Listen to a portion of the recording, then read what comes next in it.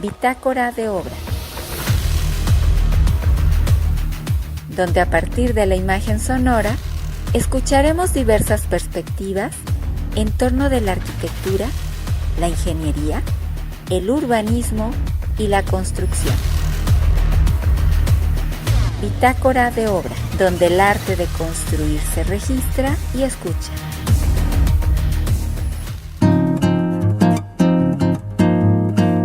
Ciclo, Voces de Obra, narrativas que construyen trayectos de vida desde la arquitectura. En Bitácora de Obra Radio, no solo hablamos de edificios, escuchamos las historias que los construyen. Hoy, en Voces de Obra recorremos los trayectos de vida que se esconden tras los planos, los muros y las ciudades. Hoy nos adentramos en el diálogo entre la piedra y la naturaleza, con el maestro Jesús Salvador Chacón Piñón, arquitecto paisajista, restaurador del Instituto Nacional de Antropología e Historia, y docente con casi 30 años de experiencia. Exploraremos cómo el paisaje se convierte en protagonista de nuestras ciudades, desde los palacios de Morelia hasta los parques diseñados por él. Su trabajo nos invita a repensar el espacio público como un ecosistema vivo. Acompáñenos en esta conversación donde el patrimonio y el paisaje se entrelazan. Porque la arquitectura no es solo concreto y acero, es el rumor de un río que inspira una plaza, el eco de los pasos en un barrio, las manos que edifican desde lo comunitario. Acompáñenos en este viaje sonoro donde el espacio se habita con los oídos.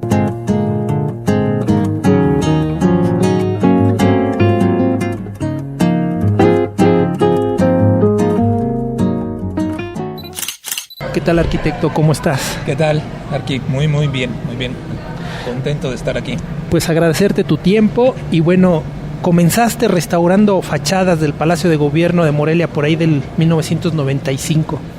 ¿Qué secreto o historia escondido en estos muros te hizo enamorarte del patrimonio? Híjole, creo que fue muy interesante el poder ir descubriendo todo lo que está en la fábrica de una fachada y más de este tipo de edificios.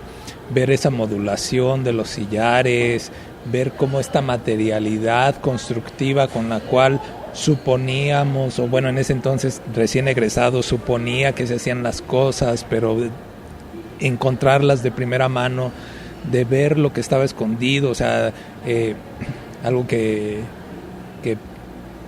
muy orgulloso de lo que estamos cuando se hizo la restauración de la fachada.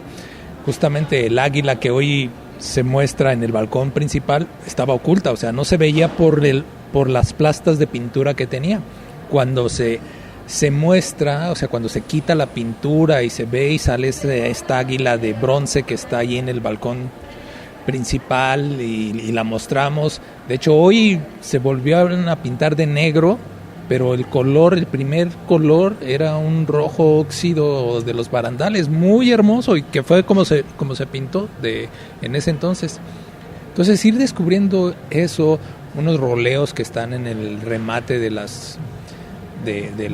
fachada principal, que tuvimos que consolidar con agua de cal para no hacer una pieza nueva, sino aprender, porque yo no sabía nada de restauración, ¿no? Aprender cómo se tenía que hacer todos esos procesos para consolidarlo y dejar allí el mismo elemento.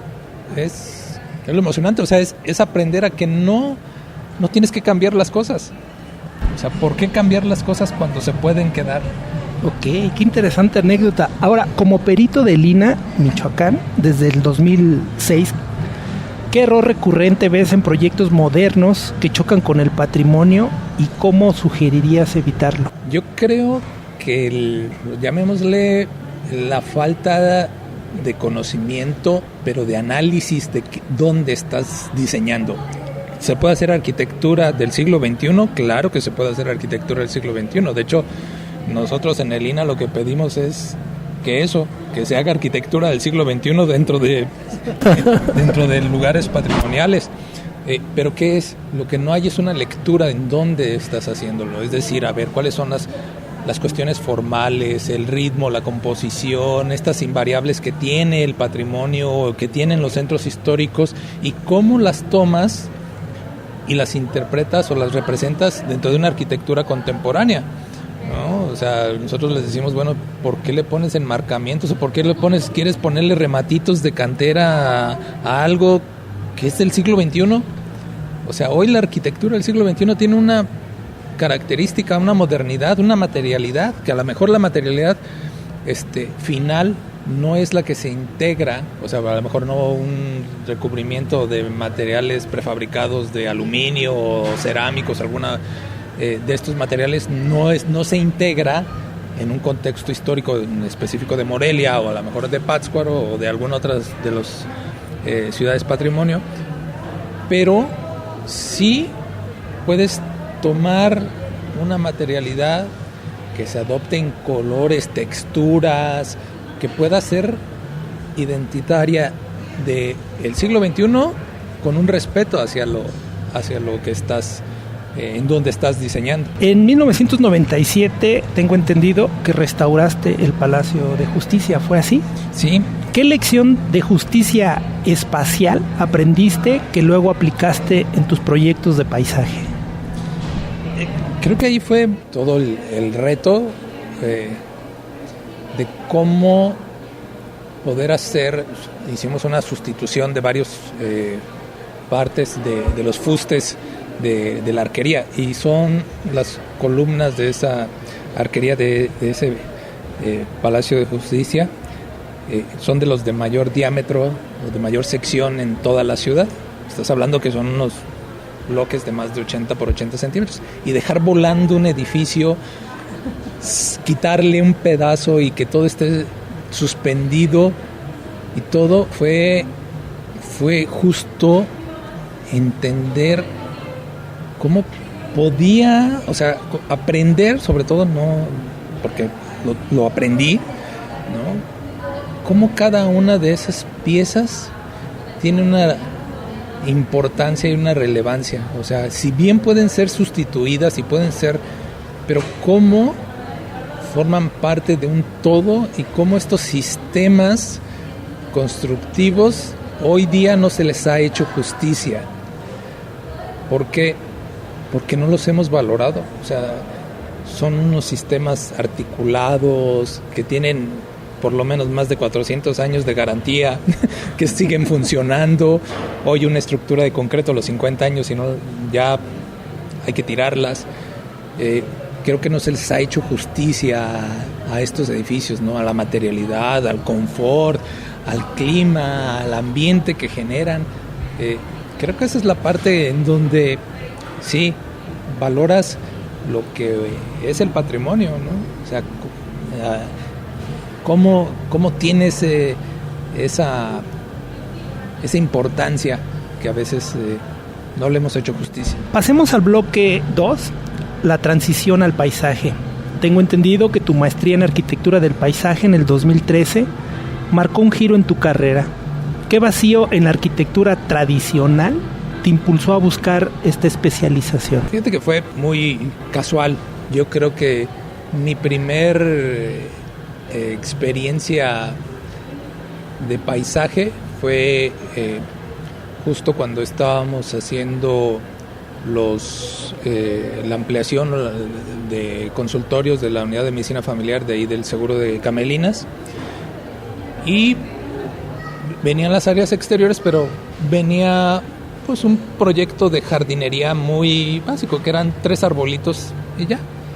Entonces, hablando con los supervisores en ese entonces del seguro, le dijimos, oye, ¿por qué no hacemos algo? Mira, son los consultorios, a ver, vamos a hacer. Dijeron, bueno, pues propónganos algo y ya. Llamé al del vivero que nos ponía el pasto y que tenía todo. Y entonces ahí fue así como que, a ver, oye, mira, me sobraron unas piedras acá del relleno, que eran unos bloques grandes de tezontle rojo. Tenía mármol ahí que habíamos utilizado, lo rompimos, hice allí un espejo de mármol con una piedra allí, y luego allí pusimos algunas otras cosas y dije, oye, a ver, pon esto, pon lo otro. Y dije, oye, mira, como que está divertido esto. Y luego mi hija, la más pequeña, un día hablando me dijo, ¿verdad que tenemos que cuidar el planeta, papá? Porque si no, ¿qué me van a dejar? Y fue, algo tengo que hacer.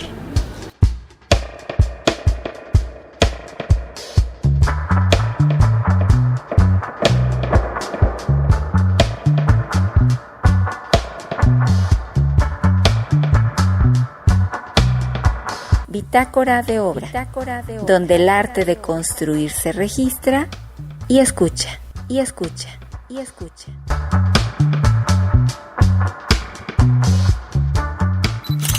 Tengo entendido que diseñaste en el 2013 el plan maestro para las cañadas del Río Chiquito y Sendero de los Filtros Viejos. ¿Cómo dialoga el agua, la vegetación y la memoria histórica en este proyecto? Y está el sendero, creo que todo el mundo, la mayoría de la gente de Morelia conoce o debería de conocer el Sendero de los Filtros Viejos. Es en donde arranca el acueducto de Morelia. De hecho, fue muy casual también, ¿no? Porque estando en el instituto llegan y nos preguntan, oigan, miren, es que hay unos vestigios allí en el cerro que están estos, y pues como que a lo mejor son del acueducto, es el acueducto, y entonces, bueno, pues vamos a verlo, ¿no? Así como que, y encontramos, no, lo que nos mostraban no eran justamente el acueducto original, sino que sí el acueducto de 1917, que todavía hoy funciona, que va desde el manantial de San Miguel del Monte, que es de donde se sigue surtiendo el agua, que eran estas partes que están de 1917 a 1934 cuando se hizo estas estructuras, y entonces sí son parte del acueducto, pero no del acueducto original, bueno, de los primeros intentos de acueducto que se tienen en Morelia. Y caminando en el cerro, pues se van encontrando que sí estaban las piedras del primer acueducto, ¿no? Y revisando los estudios de historiadores y todo, de dónde era, que de la Hacienda del Rincón, que es la hacienda de donde está el campestre, el club campestre, viendo con las medidas en las varas que estaba a tal distancia y todo, y entonces coincide que es justo donde está la cascada de los Filtros Viejos, ahí es de donde arranca, esa era la represa de la Hacienda del Rincón. Entonces pues me puse a empezar a caminar, a andar allí en el cerro buscando y encontrándolo, ¿no? Y encontrar allí, y entonces tantos días de estar ahí buscándolo, dije, no, es que esto esto lo tiene que saber alguien, lo tenemos que saber.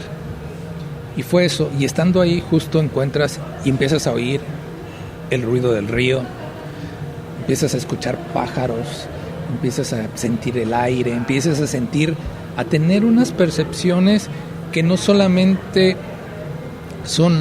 no son esta relación de lo construido, ¿no? Sino del espacio natural, cómo dialoga, cómo te va generando esas sensaciones y cómo lo vas escuchando. Entonces de ahí fue cuando estaba justo terminando la maestría, o bueno, fue durante mi proceso de la maestría que hice este plan maestro, o sea, es mi proyecto de maestría, y pues iba a estarlo caminando y estar investigando y estar viendo y estarlo desarrollando, ¿no? Y entonces generamos ese plan maestro, ese proyecto que hoy ya está todo, pero sí se logró poner una señalética en donde hay espacios en donde se les dice a la gente, a ver, aquí escucha el ruido de la cascada, escucha a los pájaros, y se pusieron ahí unas fichas en donde están las especies de los pájaros que están ahí, qué es lo que está, que escuches el agua, dónde empieza el acueducto, qué es lo que está, entonces se ha hecho una serie de intervenciones ahí. Bueno, desgraciadamente es un espacio abierto, está vandalizado, está todo, mucha gente nada más camina sin ver, que eso es a veces lo malo, ¿no? O sea, lo que tratamos de hacer allí es que la gente no solamente vaya y camine y así de una manera muy metódica camine en la naturaleza, ¿no? Sino que la sienta, que la respire.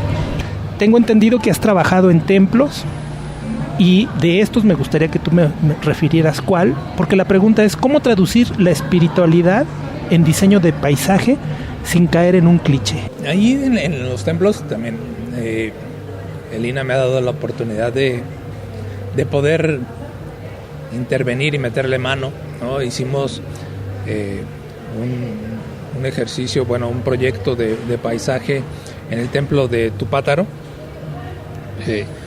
Ahí estaba el jardín de lo que era la sacristía, pues sí, con una serie de plantas y un jardín muy, muy tradicional, y lo convertimos en un espacio en donde la gente pudiera estar disfrutando sentada, aislada de lo que era el resto del conjunto. Y en el atrio se conservan algunas tumbas todavía de lo que era el panteón.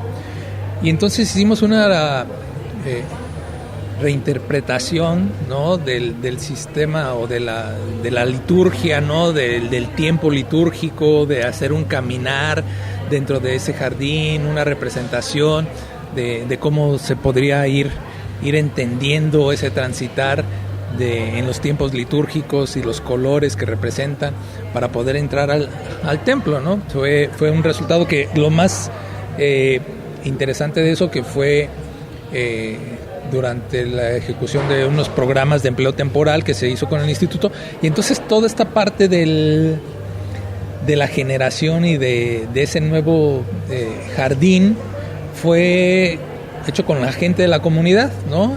Y entonces eso digamos que permitió como que un tiempo se estuviera manteniendo y se entendiera qué era lo que se había hecho, y eso permitió esa relación. Luego, pues como en muchas comunidades pasan cosas y empiezan a irse cambiando y ya nadie le da continuidad o nadie lo cuida, ¿no? Sí, hablando de comunidades, hay un panel llamado El Paisajismo como protagonista en el 2022, tengo entendido, organizado por el Colegio de Arquitectos de Michoacán.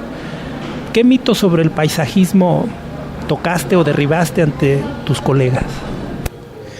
Yo creo que ahí el principal mito que se tiene o que ahí tenían era que cuando dice uno el diseñar jardines, eso que el paisajista es diseñador de jardines, y como te digo, es una pequeña parte, ¿no? O sea, de hecho a veces de las charlas que he dado es justamente, ¿no?, de la maceta al territorio, porque diseñas desde una maceta hasta territorios completos, ¿no? Creo que ese fue el gran mito, ¿no? El pensar de que uno era jardinero con licenciatura. Con licenciatura, ¿no? O sea, con permiso para sembrar plantas.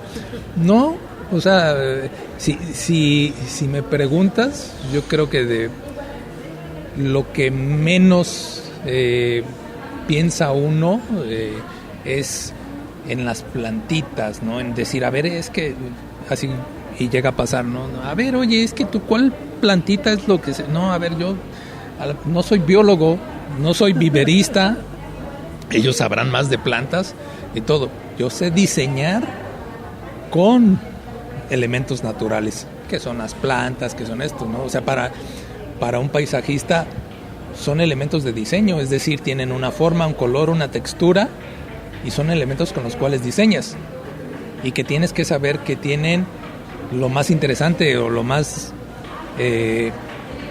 impresionante es que tienen una vida y que tienen un ciclo y que se van a poner tristes y que van a cambiar de hojas y que tienen un color con la temporalidad del tiempo. Y entonces entender que el factor tiempo es un elemento el cual juega dentro de los espacios exteriores, y entender eso, o sea, el análisis del sitio es lo fundamental.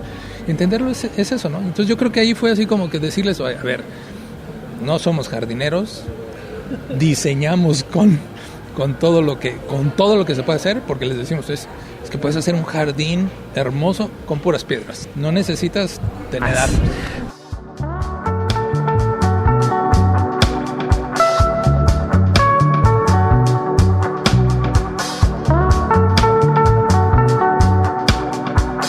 Bitácora de obra.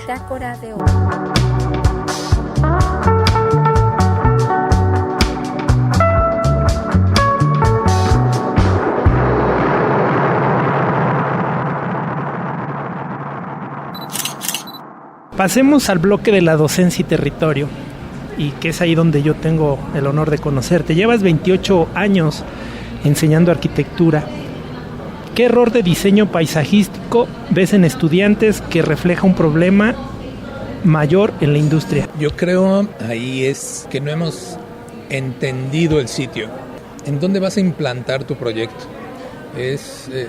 Yo creo que la gran problemática que se tiene, no solamente a nivel estudiante, sino a nivel arquitectura en general, ¿no? Creo que todavía pensamos en que si bien estamos haciendo un objeto arquitectónico que está dentro de un entorno urbano, dentro de ciertas características, no revisamos esas características, o sea, no entendemos cómo es esa relación o cómo va a afectar o cómo va a beneficiar o qué debemos de tomar del sitio para poder generar nuestro proyecto, ¿no? O sea, como que siempre creemos que es el lienzo, nuestro proyecto es ese terreno, es un lienzo en blanco y en el terreno, y ya de ahí puedes empezar a hacer todo y lo demás no existe. ¿En qué comunidad estás dando clases? ¿Nos pudieras compartir? ¿En qué instituciones? En la Universidad Vasco de Quiroga estoy junto con el maestro Armas. Saludos a la comunidad UBAC y al maestro Armas en Colma. Estamos ahí en el último año donde hacen su proyecto terminal, y bueno, también en la maestría en territorio en la Universidad Latina de América. Estuve dando también en la Universidad Iberoamericana en módulos de proyecto ejecutivo sobre paisajismo. 2 preguntas más por tiempo. ¿Qué política pública priorizarías para integrar la arquitectura del paisaje en la planeación urbana de Morelia? Una, que esté diseñada por especialistas, porque hoy creo que en muchos lados creen que diseñar el espacio público, que bueno, hay porque estudiaste arquitectura ya puedes diseñar espacio público, o igual, ¿no? Creen que pueden hacer obra de restauración. No, creo que sí son metodologías diferentes, no es la forma de atacarlos iguales. Creo que eso sí son cosas muy, muy de especialidad, ¿no? O sea, eso. Y yo creo que es lo que la falta de una investigación cualitativa del espacio público. Es decir, cómo realmente la gente quiere vivir, ¿no? O sea, a veces malentendemos o malcreemos que porque leemos o porque vemos el manual de espacio público de calles o de esto, creemos que así tienen que ser, ¿no? O sea, hoy lo absurdo, así, es que existe un manual de calles en Morelia donde ninguna sección de las calles de Morelia da para poder hacer el sueño que está ahí planteado, ¿no? Entonces, no está de acuerdo a una realidad. Hoy calles estrechas, no hay vialidades, las banquetas, ninguna banqueta está diseñada o está para generar el espacio suficiente para, en este planteamiento, ¿no?, de generar volado urbano, donde circule la gente, accesibilidad y todo. Hoy no están así. Y hoy yo quisiera ver que todos los fraccionamientos que se hacen fueran en apego a esto, ¿no? Entonces, a ver, ¿cómo vamos haciendo esto desde una visión de lo que hoy tienes? Tu política pública debería ser, a ver, ¿cómo mejoramos lo que hoy está más allá de lo nuevo? Primero, a ver, lo que está, ¿cómo lo mejoramos? ¿Cuáles son las políticas de mejorar lo que hoy existe para que a la gente que ya está aquí le hagamos un mejor lugar para vivir? Ok, para cerrar, si tuvieras que describir tu filosofía de paisaje con un elemento natural, por ejemplo, agua, piedra, raíz, ¿cuál sería y por qué? Uy, buena pregunta. No creo que pudiera tener un solo elemento. Yo creo que a lo mejor pudiera ser pensar en un árbol. un árbol, ¿no? Un árbol caducifolio, un árbol que me pudiera dar esa posibilidad de verse menear con el aire, de ver caer las hojas, de otra vez renacer con hojas nuevas. Creo que esa sería, ¿no?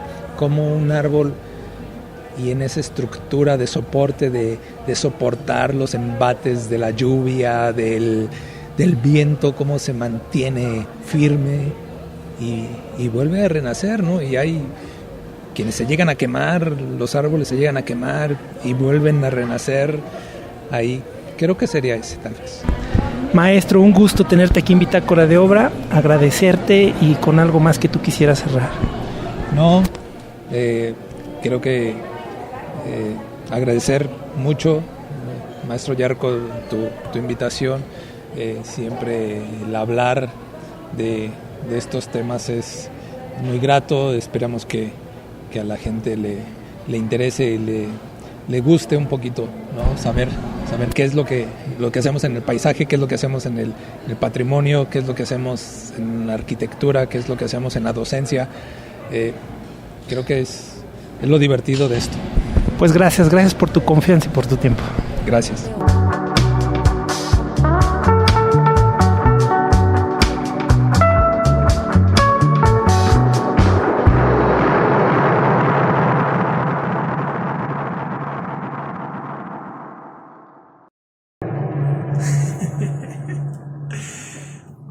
Con 27 minutos aquí en Radio Nicolaita. Antes de terminar esta emisión, quiero mandar saludos a quienes se han reportado en nuestras redes sociales: a Arnoldo Hernández, a Alejandra Cornejo, a David Murillón, a Jordan de la comunidad allá Unicla, a Raúl Mendoza y al arquitecto Víctor Ortuño, que también se hace presente. Pues bien, así es como damos por finalizada esta emisión de Bitácora de Obra Radio, en esta ocasión platicando con el maestro Jesús Salvador Chacón.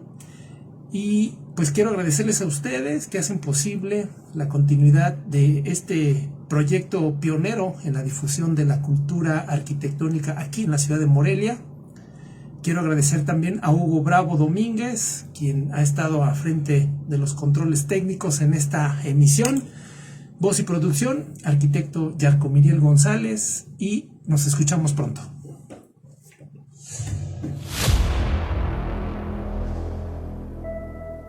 Bitácora de Obra, donde a partir de la imagen sonora escucharemos diversas perspectivas en torno de la arquitectura, la ingeniería, el urbanismo y la construcción. Bitácora de Obra.